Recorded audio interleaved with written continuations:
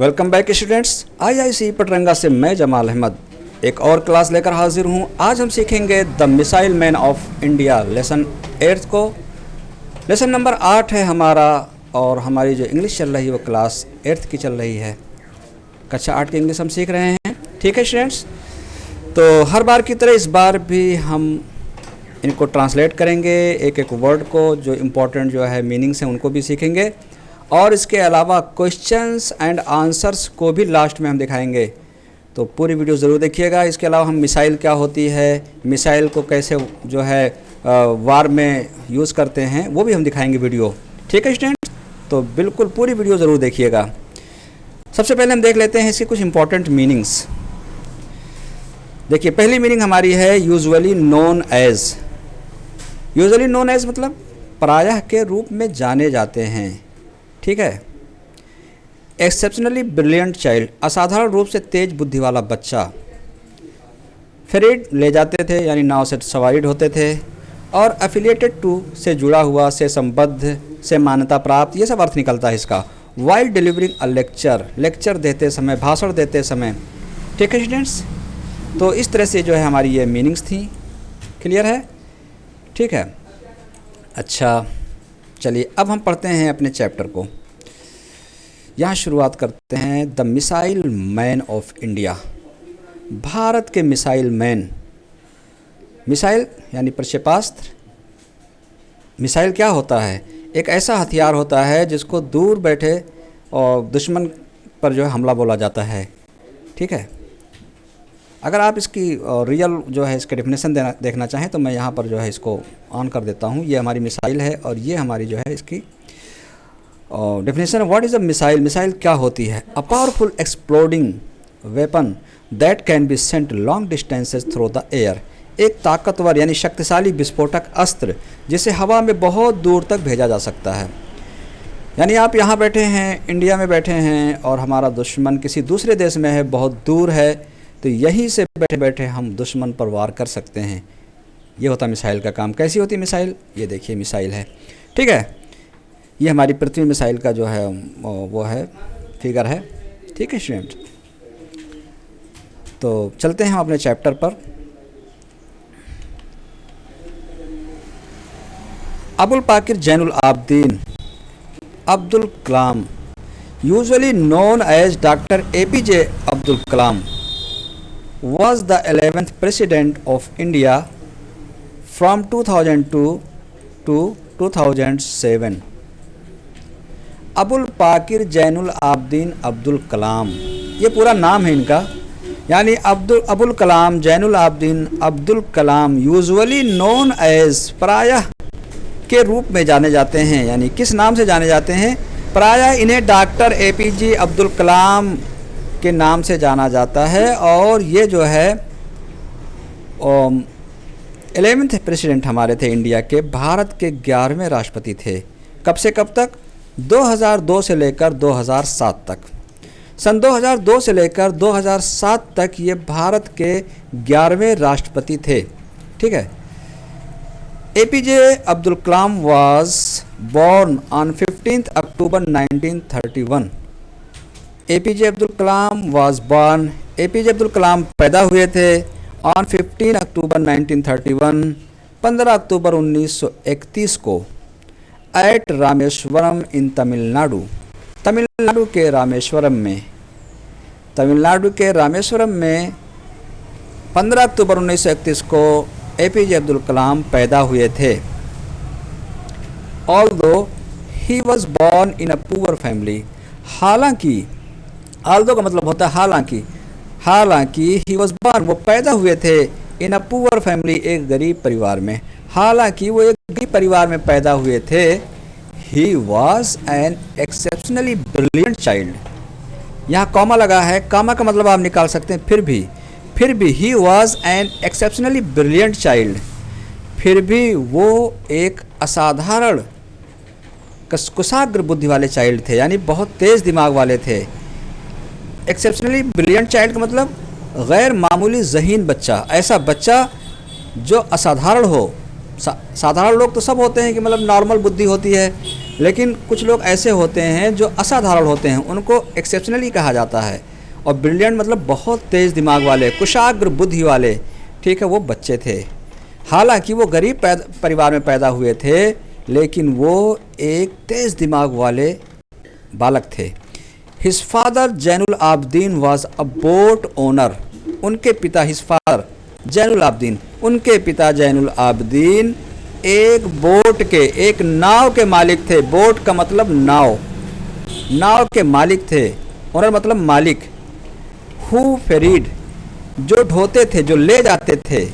Hindu pilgrims, Hindu pilgrims को, यानी हिंदू जो तीर्थ यात्री होते थे उनको ले जाते थे, अपनी नाव पर बिठाकर उनको ले जाते थे, उनको ढोते थे।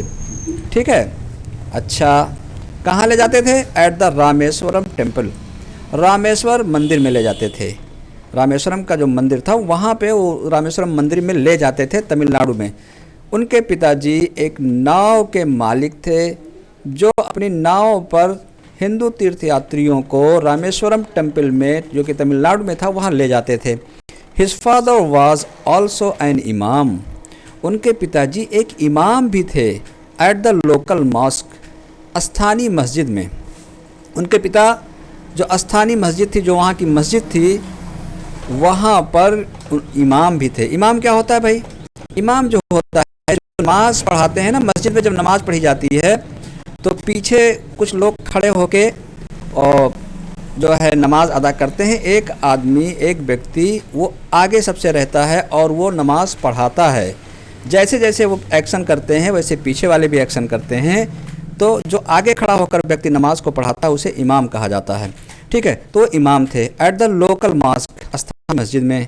एंड इस मदर, और उनकी मम्मी, उनकी माता जी अशिअम्मा, जिनका नाम अशिअम्मा था, वाज अ हाउस वाइफ, वो एक हाउस वाइफ थी, वो एक गृहिणी थी। उनके पिताजी स्थानीय मस्जिद में एक इमाम थे और उनकी माता अशिअम्मा एक गृहिणी थी। ही स्टार्टेड वर्किंग, उन्होंने काम करना शुरू कर दिया था। एट अ यंग एज, बहुत छोटे पर से। जब वो छोटे थे तभी से उन्होंने काम करना शुरू कर दिया। यंग, बिल्कुल छोटे थे। जब वो छोटे थे, कम उम्र के थे, तभी से उन्होंने काम करना शुरू कर दिया था। देखिए, यंग मतलब जवान भी होता है, यंग मतलब कम उम्र भी होता है। ठीक है, वो जब उनकी उम्र कम थी, जब छोटे थे, तभी से उन्होंने काम करना शुरू कर दिया था। ही सोल्ड, वो बेचते थे। पास्ट इंडिफिनिट टेंस आया है। ही सोल्ड, वो बेचते थे। टेमरिंड सीड्स, इमली, टेमरिंड कहते हैं इमली को, सीड्स कहते हैं बीज को। वो इमली के बीजों को बेचते थे। एंड न्यूज़पेपर्स, और न्यूज़पेपर भी बेचते थे, समाचार पत्रों को भी बेचते थे। टू सपोर्ट, सपोर्ट करने के लिए, सहायता करने के लिए, हाथ थोड़ा सा बटाने के लिए, यानी हाथ रखने के लिए इस फैमिली, अपने फैमिली पर, यानी अपने फैमिली को सपोर्ट करने के लिए, फाइनेंशियली जो है मदद करने के लिए वो क्या करते थे? बचपन से ही जो है वो काम करते थे। जहाँ वो जो है उसमें काम में क्या करते थे? वो इमली के बीजों को बेचते थे और न्यूज़पेपर बेचते थे। ठीक है, इससे उनकी फैमिली को जो मदद मिल जाती थी। After completing his schooling, after completing, पूरा करने के बाद। देखिए, जब आफ्टर आता है ना तो वर्ब का आईएनजी फॉर्म आता है, तो कंप्लीट में आईएनजी फॉर्म आ जाए कंप्लीटिंग। आफ्टर कंप्लीटिंग, पूरा करने के बाद। हिज स्कूलिंग, अपनी स्कूल शिक्षा, स्कूल की शिक्षा पूरा करने के बाद। At the Rameswaram elementary school, Rameswaram elementary school से अपनी स्कूल की शिक्षा पूरा करने के बाद कलाम वेंट, कलाम चले गए। कहाँ चले गए? वो चले गए, यहाँ पर देखिए थोड़ा छुप रहा है, मैं इसको किनारे कर देता हूँ यहाँ। टू अटेंड, दाखिला लेने के लिए। Saint Joseph's College, Saint Joseph College में इन तिरुचिरापल्ली ये नाम है। ठीक है, थोड़ा सा प्रोनाउंसिएशन में प्रॉब्लम हो गई मुझे, कोई बात नहीं। तो अपनी स्कूली शिक्षा पूरा करने के बाद रामेश्वर एलिमेंट्री स्कूल से कलाम जो है चले गए दाखिला लेने के लिए, अटेंड करने के लिए सेंट जोसेफ स्कूल को, जो कि तिरुचिरापल्ली में स्थित था। ठीक है, the college was affiliated to, college जुड़ा हुआ था, अफिलिएटेड था, संबद्ध था, से संबंधित था, से मान्यता प्राप्त, किससे? To the University of Madras, Madras University से, जहाँ पे उन्होंने सेंट जोसेफ कॉलेज में जब एडमिशन लेने के लिए चले गए वो, तो ये स्कूल जो था ना वो एफिलिएटेड था, से जुड़ा हुआ था, से मान्यता प्राप्त था या उससे संबद्ध था। किससे संबद्ध था? यूनिवर्सिटी ऑफ मद्रास से।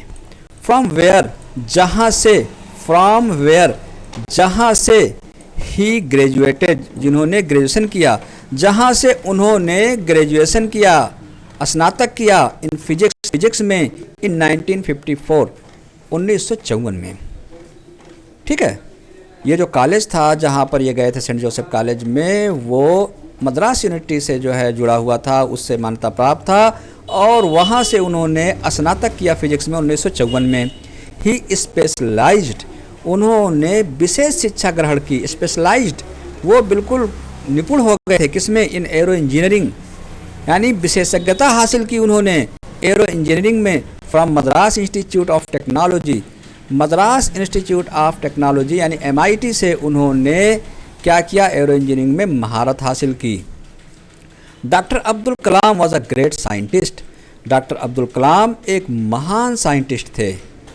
ही was made the chancellor of the institute of space science and technology, वो बना दिए गए, ही वॉज मेड, वो बना दिए गए थे, द चांसलर, कुलाधिपति, वो चांसलर बना दिए गए थे of the institute of space science and technology, यानी space science and technology institute के वो चांसलर बना दिए गए थे।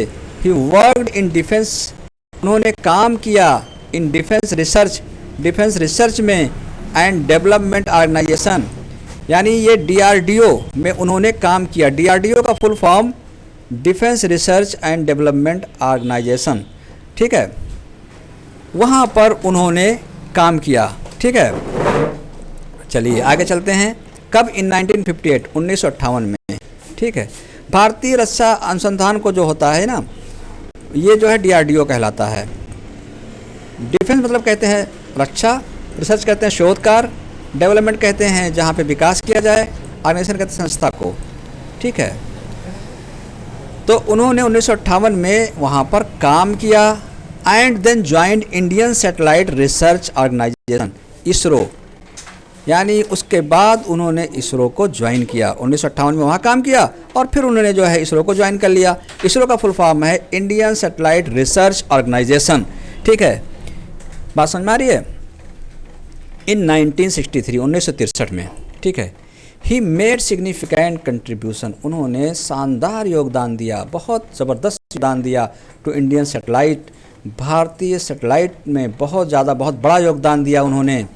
ठीक है, and also in the missile programme, और missile programme of DRDO, DRDO के जो मिसाइल प्रोग्राम था उसमें इन्होंने बहुत बड़ा योगदान दिया। और किसमें योगदान दिया? इंडियन सैटेलाइट, जो भारतीय प्रक्षेपास्त्र थे उसमें।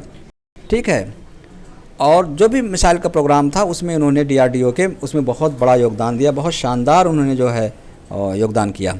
एज अ प्रोजेक्ट डायरेक्टर, एक प्रोजेक्ट डायरेक्टर के रूप में, प्रोजेक्ट डायरेक्टर के रूप में ऑफ SLV 3rd, SLV यानी सैटेलाइट लॉन्च व्हीकल जो होता है, SLV का फुल फॉर्म होता है सैटेलाइट लॉन्च व्हीकल, इसके ये प्रोजेक्ट डायरेक्टर बना दिए गए। ठीक है, अच्छा, उसके रूप में as a project director of SLV 3rd, SLV 3rd के प्रोजेक्ट निदेशक के रूप में, परियोजना निदेशक के रूप में ही कंट्रीब्यूटेड, उन्होंने योगदान दिया to the development and management of India's first indigenous satellite launch vehicle, Bharat के पहले स्वदेशी सैटेलाइट लॉन्च व्हीकल जो था, प्रक्षेपास्त्र यान जो था, जो उसको जो है लॉन्च करने वाला, उसमें इन्होंने उसके विकास में योगदान किया। ठीक है, अच्छा, उसको डेवलपमेंट में और मैनेजमेंट में, उसके रख रखाव में। ठीक है, उसने बहुत बड़ा योगदान दिया। फिर से देखते हैं, as a project director of SLV 3rd के प्रोजेक्ट डायरेक्टर, प्रोजेक्ट निदेशक, परियोजना निदेशक के रूप में ही कंट्रीब्यूटेड टू द डेवलपमेंट, उन्होंने योगदान दिया टू डेवलपमेंट, विकास करने के लिए, एंड मैनेजमेंट और उसके प्रबंधन में of India's first indigenous, Bharat के पहले स्वदेशी, इंडिजिनस कहते हैं स्वदेशी, सैटेलाइट लॉन्च व्हीकल, भारत के पहले जो स्वदेशी सैटेलाइट लॉन्च व्हीकल था उसको बनाने में, विकसित करने में, उसको प्रबंधन उसका करने में इन्होंने बहुत ज़्यादा योगदान दिया। फिर क्या हुआ, टू इंजेक्ट, इंजेक्ट कहते हैं भेजने को, रोहिणी सैटेलाइट, रोहिणी सैटेलाइट को भेजने में, इन द ऑर्बिट, ऑर्बिट कहते हैं कक्षा में, ऑफ द अर्थ, पृथ्वी की कक्षा में, यानी जो हमारे सैटेलाइट जाते हैं वो पृथ्वी कक्षा में चक्कर लगा रहे होते हैं ना, वहीं पे रहते हैं।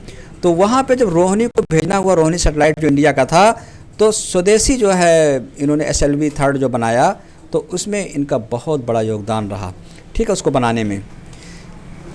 हिज ग्रेटेस्ट कंट्रीब्यूशन, उनका सबसे बड़ा योगदान, हिज ग्रेटेस्ट कंट्रीब्यूशन, उनका सबसे बड़ा जो योगदान वाज था in the field of missiles, मिसाइलों के फील्ड में, यानी मिसाइल के क्षेत्र में उनका सबसे बड़ा योगदान रहा, सबसे बड़ा कारनामा अंजाम दिया इन्होंने मिसाइल के क्षेत्र में। अग्नि, अग्नि मिसाइल का नाम है, पृथ्वी, आकाश, त्रिशूल and Nag missiles were developed by him. ये सारी मिसाइलें कौन कौन सी, अग्नि, पृथ्वी, आकाश, त्रिशूल और नाग, इन मिसाइलों को उनके ज़रिए ही डेवलप किया गया था, यानी उन्होंने ही विकसित किया था। ये सारी मिसाइलें जो है APJ अब्दुल कलाम के ज़रिए विकसित की गई थी, उन्होंने ही बनाया था इन मिसाइल्स को। अच्छा, मिसाइल्स होती क्या हैं, कैसे काम करती हैं? मिसाइल का नाम बहुत हम सुन चुके हैं, है ना। मिसाइल अभी हमने देखा भी, ये मिसाइल है, भारत की एक मिसाइल है, ठीक है। ये मिसाइल हमने बताया कि दुश्मन पर हमला करने के लिए जो है यूज़ की जाती हैं। तो इस मिसाइल का एक झलक हम देखते हैं, कैसे जो है युद्ध के मैदान में, लड़ाई के जो हमारा जब लड़ाई हो रही होती है तो कैसे इनका यूज़ किया जाता है। इसकी मैंने एक वीडियो यहाँ पर जो है यूट्यूब पर आपके लिए रखी है। ये हमारे जो है वार लीक्स मिलिट्री ब्लॉग है, इनका बहुत बहुत शुक्रिया इस वीडियो के लिए। तो हम इसको देखेंगे। देखिए, ये रशियन जो है, हमें लग रहा है आर्मी है या कोई भी आर्मी होगी, यहीं पे जो है और मिसाइल अटैक कर रही है। देखिए कैसे करते हैं ये लोग अटैक, ठीक है, आप गौर से देखिए इसको।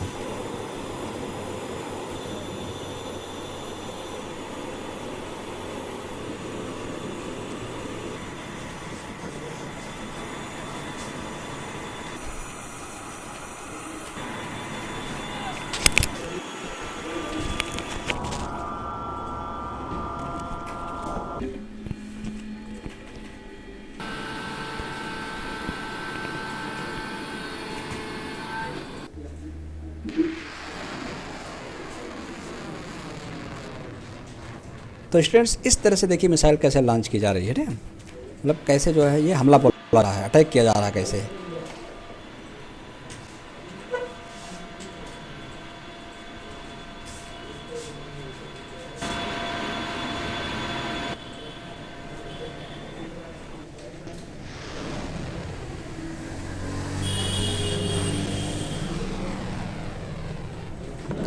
ये कई हज़ार पर जा सकती है मिसाइल, ठीक है। इसके अंदर इंजन फिट होते हैं, इनको गाइड किया जाता है और अपने टारगेट पर जाकर अटैक करती हैं, ठीक है स्टूडेंट्स। तो इस तरह से आपने देखा ये मिसाइल है, इसका अंदर मिसाइल है, यहाँ पर कहा रशियन 9K720, इसके अंदर M, ये रशियन मिसाइल ही है, ठीक है स्टूडेंट्स। तो यूक्रेन में जो वार चल रहा है उसी का ये फुटेज है, ठीक है स्टूडेंट। तो आपने देखा किस तरह से मिसाइल से हमला बोलते हैं लड़ाई के मैदान में। चलते हैं फिर हम लोग अपने चैप्टर पर।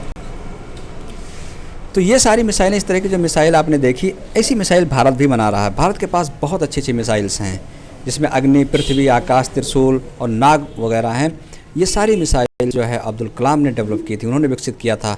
अब जब वो चले गए हमारे बीच से, तो अब जो आगे के वैज्ञानिक हैं वो इन मिसाइलों को और बेहतर बना रहे हैं और अच्छी अच्छी मिसाइल्स भारत डेवलप कर रहा है, ठीक है। तो he is known as the missile man of India. Doctor Abdul Kalam को जो है भारत के मिसाइल मैन के रूप में जाना जाता है, यानी मिसाइल मैन, मिसाइल वाला आदमी, ऐसा आदमी जो मिसाइल मैन है, यानी इतनी मिसाइल उन्होंने डेवलप की कि उनको मिसाइल मैन के नाम से जाना जाने लगा, ठीक है। तो ही इज़ नोन एज, उन्हें जाना जाता है एज द मिसाइल मैन के रूप में ऑफ इंडिया, भारत के मिसाइल मैन के रूप में उन्हें जाना जाता है। फॉर हिज वर्क, उनके काम की वजह से, फॉर हिज वर्क, उनके काम के कारण, उनके काम की वजह से, ऑन द डेवलपमेंट, विकसित करने के लिए, विकास करने के लिए आप बैलिस्टिक मिसाइल्स को, एंड लॉन्च व्हीकल टेक्नोलॉजी, और लॉन्च व्हीकल टेक्नोलॉजी को, यानी लॉन्च व्हीकल टेक्नोलॉजी और मिसाइलों के डेवलपमेंट में मिसाइलों को विकसित करने के लिए, उनके काम के लिए उन्हें मिसाइल मैन ऑफ इंडिया कहा जाता है। ठीक है। Besides being such great scientist, besides कहते हैं के अतिरिक्त। देखिए बिसाइड्स का मतलब होता है के अतिरिक्त। अगर एस हटा दिया जाए तो बिसाइड का मतलब होता है बगल। ये एस अगर काट दिया जाए तो इसका मतलब होगा के बगल। यहाँ बिसाइड्स है, इसका मतलब होता है के अलावा।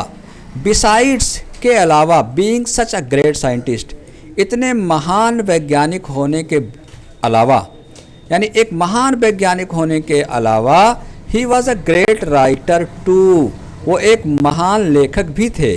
टू, TOO थे, भी। ठीक है। ही वाज वो थे, अ ग्रेट एक महान, राइटर टू वो एक महान लेखक भी थे। कौन? Doctor APJ Abdul Kalam. He has written, उन्होंने लिखा है, मैनी बुक्स, कई किताबों को, वो कई किताबें लिख चुके हैं, सच एज जैसे wings of fire, ignited minds, target 3 billion, turning point, India 2020, a vision for the new millennium, my journey. ये सारी किताबें जो अभी हमने नाम लिया, ये सब उनके द्वारा लिखी गई हैं। ठीक है। He has mentioned his dream, उन्होंने अपने ख्वाब को शामिल किया है, of making India developed country, Bharat को एक डेवलप्ड कंट्री बनाने के लिए, भारत को एक विकसित राष्ट्र बनाने के लिए। इन हिज बुक, अपनी किताब में, India 2020, a vision for the new millennium, उनकी जो किताब थी इंडिया 2020 जिसका नाम था, और a vision for the new millennium, एक विज़न, एक सोच, फॉर द न्यू मिलेनियम, नई सहस्राब्दी के लिए जो होता है। मिलेनियम कहते हैं 1000 वर्ष को। ठीक है। 1000 वर्ष मिलेनियम कहलाता है। ठीक है। तो जो मिलेनियम, नए मिलेनियम के लिए उन्होंने अपना जो विज़न रखा, अपनी जो सोच रखी है, इंडिया 2020 नामक किताब, और उस किताब का पूरा नाम ये था, India 2020, a vision for the new millennium. इस किताब में उन्होंने मेंशन किया, उसका उल्लेख किया है अपने सपनों को, अपने ख्वाबों को, कि कैसे भारत जो है एक जो है डेवलप्ड कंट्री बन सकता है 2020 में। ठीक है। His advice to the youngsters of the nation was, youngsters के लिए, नौजवानों के लिए उनकी जो सलाह थी, राष्ट्र के नौजवानों के लिए जो उनकी सलाह थी, वो थी क्या थी? ड्रीम ड्रीम ड्रीम, सपने देखो, सपने देखो, सपने देखो। ड्रीम्स ट्रांसफॉर्म, सपने जो है, अब ड्रीम यानी ख्वाब देखो, है ना, या सपने लो। ठीक है। ये सब अर्थ निकलता है, मतलब ख्वाब ख्वाब ख्वाब। उनका कहना था कि ड्रीम्स ट्रांसफॉर्म, सपने बदल देते हैं, इनटू थाट्स, यानी सपने जो होते हैं वो बदल जाते हैं विचारों में, सोच में बदल जाते हैं। एंड थाट्स रिजल्ट, और जो विचार होते हैं वो परिणाम देते हैं एक्शन के रूप में, क्रिया के रूप में। यानी आदमी जब किसी चीज़ का ख्वाब देखता है तो फिर वो उसका विचार बन जाता है, और जब विचार उसके दिमाग में आ जाते हैं तब फिर वो उस पर काम करने लगता है, उसका परिणाम फिर निकलता है क्रिया के रूप में, काम के रूप में, कर्म के रूप में। ठीक है।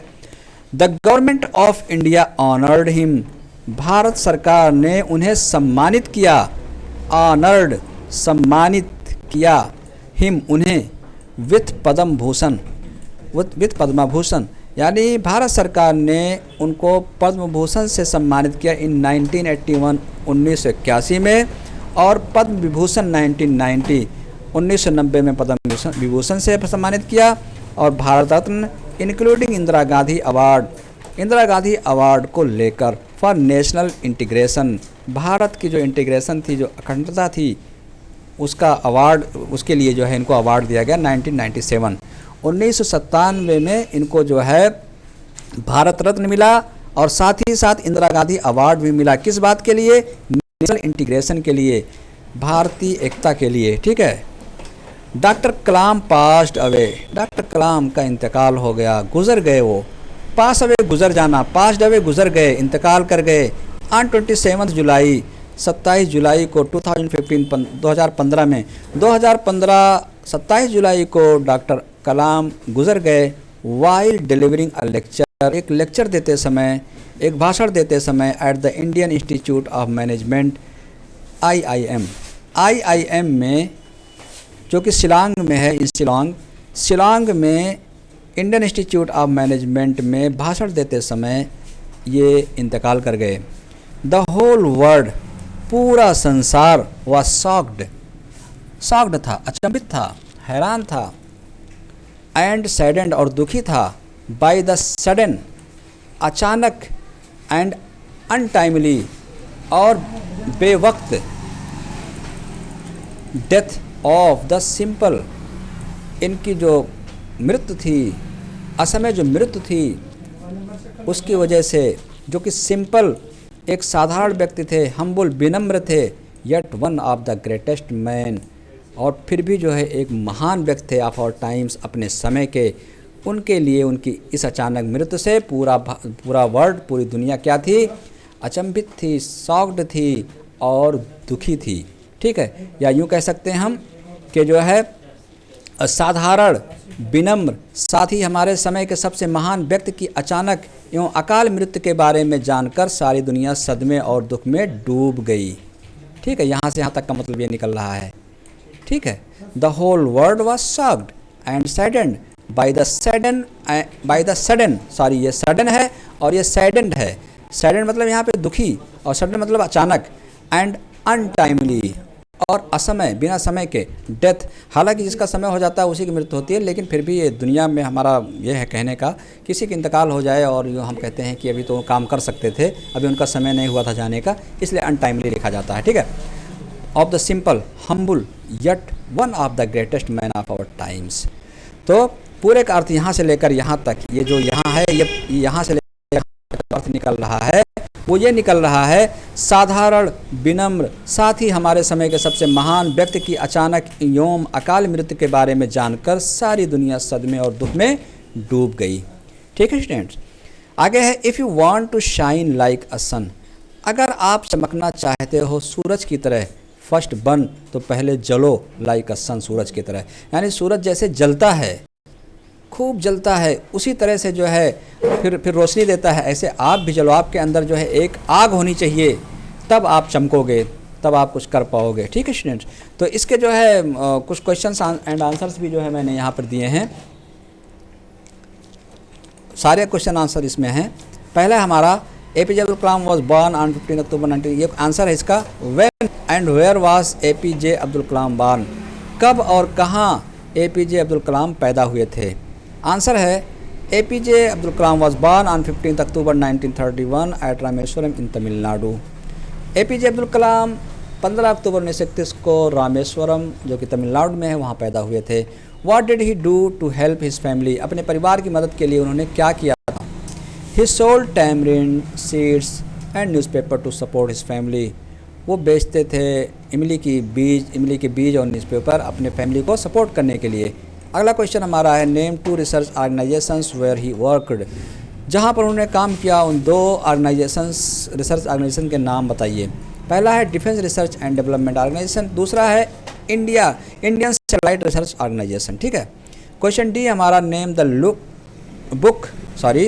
The book in which he mentioned his dream of making India developed country, उस किताब का नाम बताइए जिसमें उन्होंने अपना जो ख्वाब बयान किया है, उल्लेख किया अपने ख्वाबों को भारत को एक विकसित राष्ट्र बनाने के लिए। उस किताब का नाम है India 2020 a vision for the new millennium. ठीक है, क्वेश्चन ई हमारा, list the awards by which APJ Abdul Kalam was honoured, उन जो है